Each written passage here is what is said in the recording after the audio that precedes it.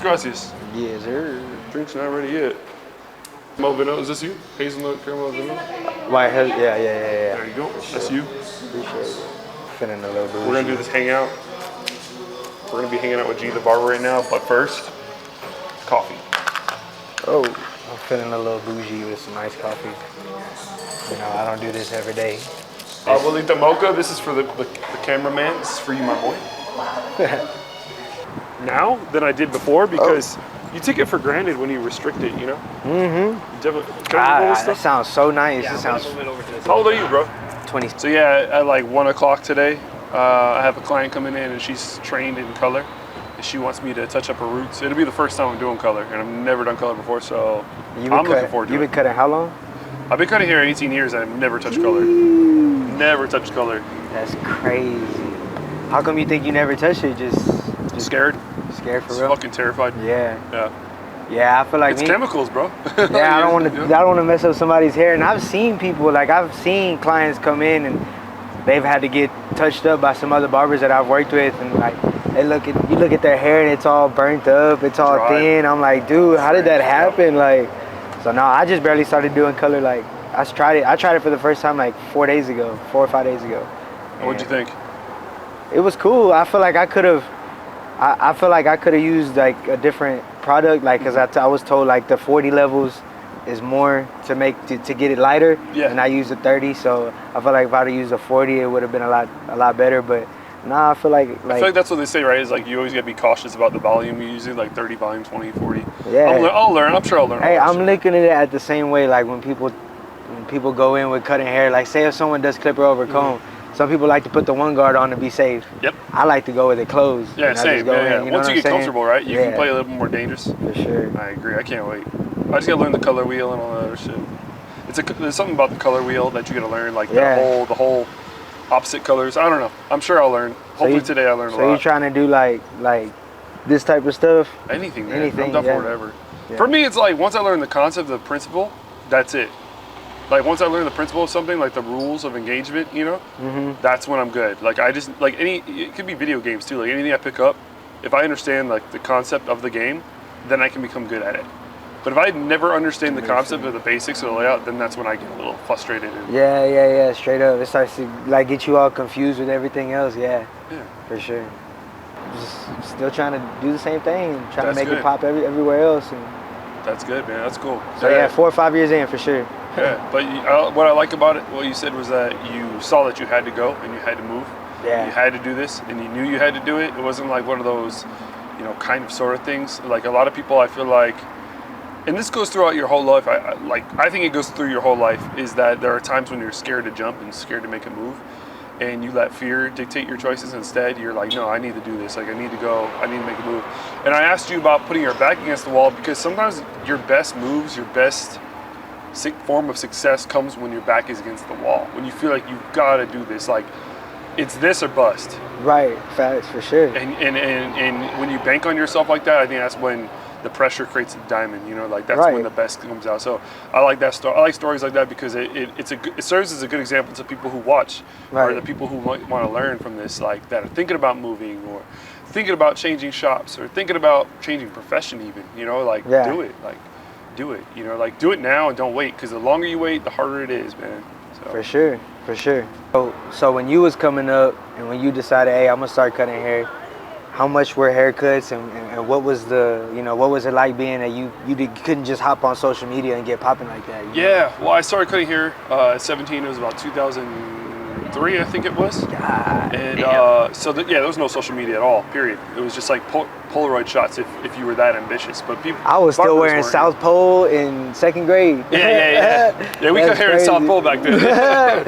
It was South Pole and or Timberlands, South Pole. Yeah, Timberland, Echo Unlimited. A lot of flat, a lot of New York fitteds back then. Damn. But yeah, man, I mean, haircuts were like what, $8, $10, something like that back then, and that was upstate New York. That was about an hour and a half outside New York City up the river. And I graduated from barber school at 18, got my official license at 19. Then I moved to Texas. So kind of a crazy story in that, but like the vibe back then when I started cutting hair was that you just cut hair and you were grateful for every single client you had. Right. And it wasn't about making money because barbers weren't viewed as money makers. They were just kind of viewed as the community a guy. It was like oh, this is a very talented community barber, like, you know. So when I started cutting hair, people did recognize I had talent right away in barber school. So I was probably one of the busiest kids in barber school. I was literally cutting hair when I would go to school. It was basically like work, right, instead of education. But you get your education through work anyway, right? I mean, exactly, that's how it works. for sure. And that's kind of the vibe. It wasn't like, oh, this dude's gonna blow up and be somebody someday. Like, no, it was just like, oh, this dude's just really nice. He's good. He's really good. And that was it. Simple as that.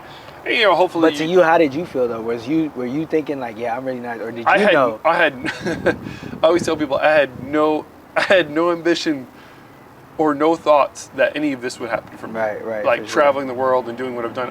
No. It's just, I just chased awesome haircuts. That's it. Like, literally, no Polaroid shots, no cameras, no cell phones. It was literally just like, I would cut my ass off every haircut, and then and I always say this in classes, because I want you guys to understand this is what everyone needs. This part shouldn't change for anyone, like if you're a barber. Every haircut you do, whether you document the haircut and create content for it or not, you should cut that haircut with the intention of making sure that you gave it 110%. Because when that haircut gets up and walks away, back in the day, I never saw that haircut again, unless the person went to my church or went to my school or something.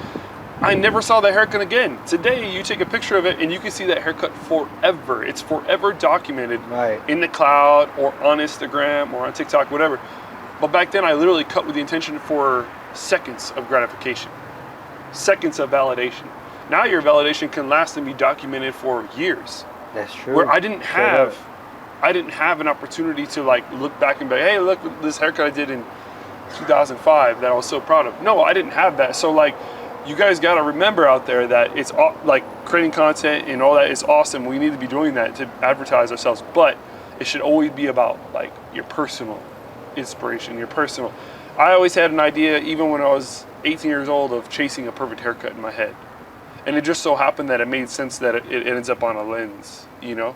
So like it just happened, like I happened to be coming up in that time where I learned to be disciplined enough to get up at 6 a.m. and knock out these haircuts. So it was a different time, right? But at the same time, like, I kind of wish I grew up in this era because, man, like, I feel like there's a lot of shortcuts now. Not only call them shortcuts, like, the learning curve is faster. Right. Like, you don't need to bullshit through a lot of trial and error like I did. Like, I literally would just guesstimate on how to do an edge up for, like, years. So being like now, I can hop on Instagram and I can get inspired by people like if I want to look at color haircuts, I can go and look at Poppy Blends or Lowe's Cut It. Yeah. I can go and do that. Yeah. So back then, awesome. If you wanted to do something, how would you? No You reference. couldn't. I had no You just reference. had to- There's no YouTube back then, so it was. You know, I would see pictures on the posters on the wall. You know, the big barber posters. And I was like, I with cut 1 and 2. better than most of these fucking posters. They come in. Let me get the number 5. Yeah. The fade had a huge line in it, like bad. I was like, oh no, this is not good.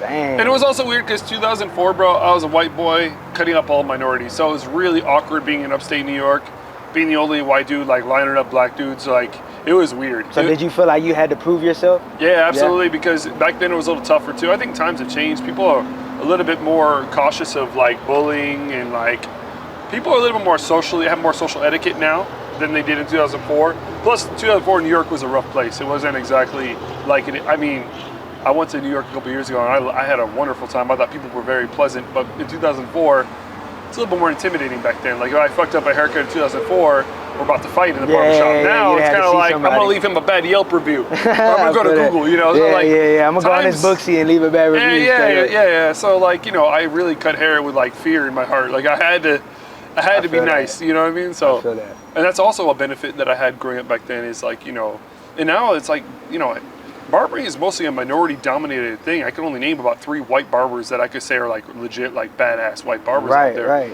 So it's kind of tough for me to I guess like mix in the crowd. You know, I always stick out like a sore thumb.